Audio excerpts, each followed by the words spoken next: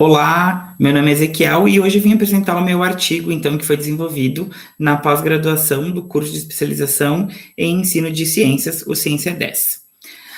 O título do meu trabalho, então, é Percepções sobre o desenvolvimento de jogos didáticos nos conteúdos de química do ensino fundamental. Eu fui orientada, então, pelas professoras doutoras Tatiana Souza de Camargo e pela tutora Mônica da Silva Galon. Por que abordar, então, este assunto no meu trabalho?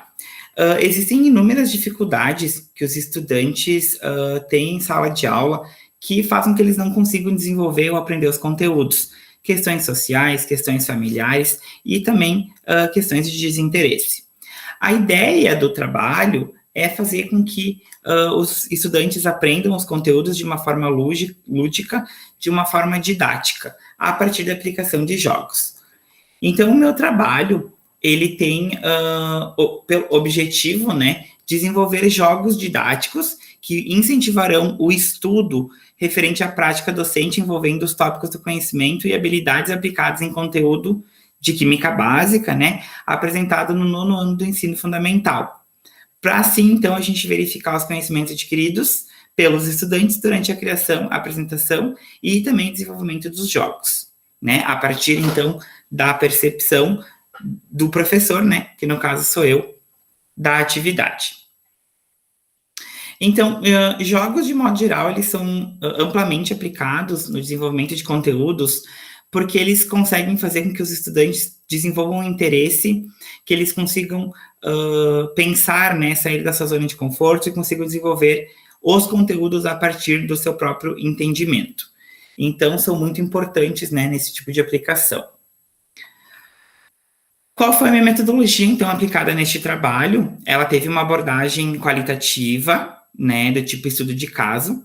Ela foi realizada por meio da percepção do professor pesquisador a respeito dos jogos desenvolvidos pelos estudantes, com foco, então, de desenvolvimento nos jogos nos conteúdos de química básica que são desenvolvidos no 9º ano.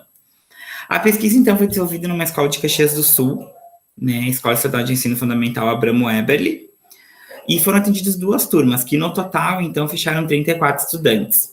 Os encontros foram semanais, de forma híbrida, né, então, inicialmente nós tínhamos o desenvolvimento das atividades remota, e depois acabou entrando, então, o ensino híbrido, porque os estudantes retornaram para a escola, né. Muito bem. O levantamento de dados, então, ele se baseou a partir do desenvolvimento das atividades em sala de aula pelo professor. Então, o professor deu os conteúdos durante as aulas de química, né? Foram 8 semanas desenvolvendo conteúdos, aplicando exercícios, realizando aulas práticas. E, ao final, então, eles desenvolveram os jogos. A construção dos jogos, então, e também as análises dos dados. Foi orientado os estudantes a desenvolverem os jogos em casa e que eles trouxessem esses jogos para aplicação em sala de aula. Então, assim ocorreu o desenvolvimento de toda a atividade. Foi analisado o seguinte, né? A ideia era ver as observações dos estudantes, as ideias, as reflexões que eles estavam tendo sobre o processo de desenvolvimento. Mas algumas observações foram anotadas para ter um parecer da atividade. Então, se ele possuía coerência com os conteúdos que foram abordados, né, durante as aulas, se o estudante demonstrou que aprendeu aquele conteúdo mesmo, de acordo com o tema que ele escolheu, se a aplicação do jogo foi de forma clara, então se os colegas conseguiram estudar, e se o jogo foi importante para a compreensão do conteúdo desenvolvido, se de fato eles aprenderam com a aplicação do jogo. Então, como resultado, né, nós tivemos a aplicação dessa atividade de conteúdos durante 8 semanas, e os conteúdos foram divididos em vários grupos, né, que eu não vou aqui elencar agora, mas os estudantes tinham a liberdade de escolher os conteúdos que eles gostariam para desenvolver os seus jogos.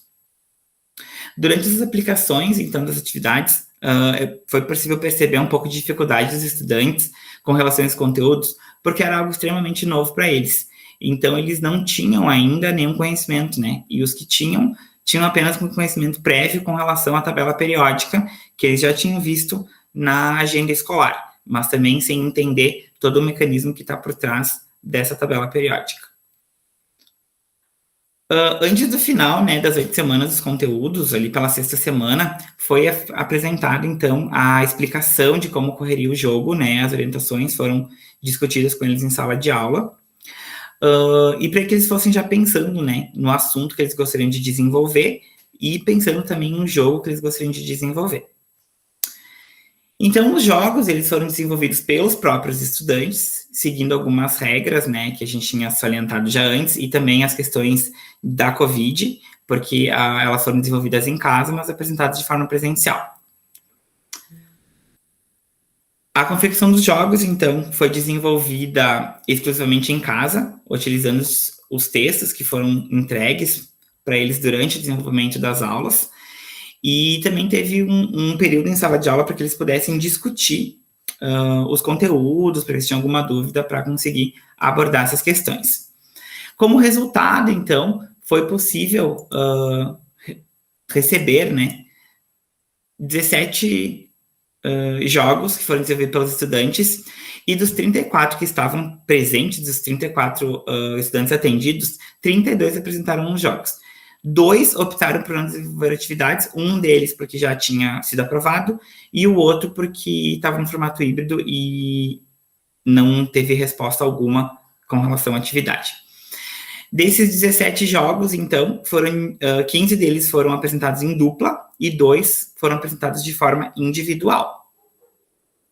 A tabela periódica foi o assunto mais abordado pelos estudantes, eu acredito que pela facilidade que eles tiveram, né? Então, em diferentes formas. Alguns apresentavam nome e símbolo de elementos, número atômico, período de série, número de elétrons, e sucessivamente. 2 relacionavam, então, a questão de classificação como metais, ametais, gases nobres, hidrogênio, ânions e cátions. Então, a tabela periódica foi o assunto mais abordado.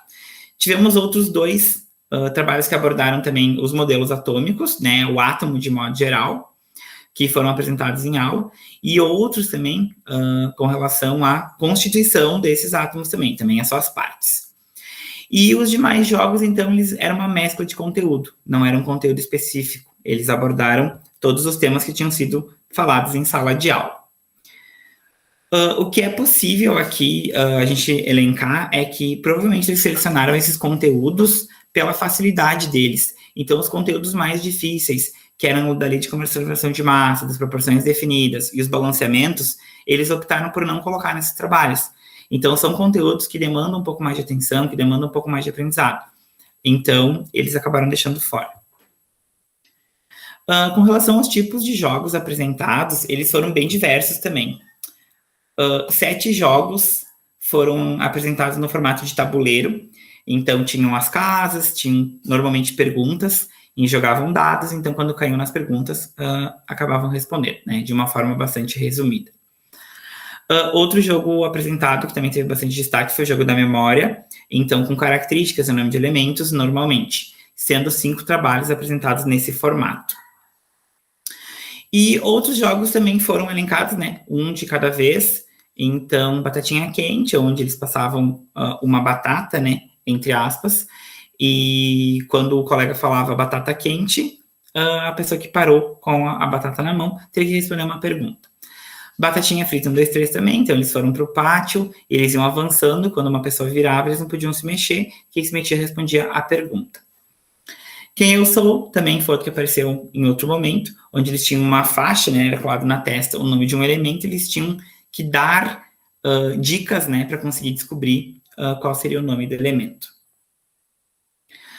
O jogo do copo também, eram 10 copos, né, enumerados, e em cada copo havia uma pergunta. Então, eles clicavam uma bolinha, jogavam lá dentro, quando acertava dentro do copo, tinha que responder uma pergunta. Como conclusão, então, da atividade, foi possível perceber, né, os aspectos positivos e negativos dessas aplicações. Inicialmente, a gente observa que os conteúdos, eles realmente são aprendidos quando nós temos formas didáticas, né, lúdicas para apresentar esses conteúdos, e estimulou também bastante a questão de desenvolvimento social. Então, as relações sociais deles em sala de aula melhorou, né, a partir das observações que foram feitas durante as aplicações. E os negativos é com relação aos conteúdos. De fato, eles têm muita dificuldade desses desenvolver esses conteúdos, e eles acabaram escolhendo os conteúdos mais fáceis. Então, serve de alerta, né, para que no futuro consigamos apresentar de uma forma bem mais enérgica esses conteúdos considerados mais difíceis, para que eles tenham uma maior facilidade, né, de desenvolvimento desses temas diferenciados. Esses jogos foram recolhidos e foram deixados, então, no Laboratório de Ciências da escola, que é coordenado por mim, e a ideia deles é que os estudantes utilizassem em anos posteriores, né? Eles gostariam de criar uma brinquedoteca na escola, então é algo que a gente está analisando ainda, mas que é bastante interessante. Então, apesar de termos pontos positivos e negativos, é muito vantajoso o desenvolvimento desse tipo de questões em sala de aula, porque estimula, de fato, o aprendizado dos estudantes. Deixo agora meu muito obrigado. Eu excedi um pouco o tempo, mas aqui realmente era um tema bastante complexo. Muito obrigado.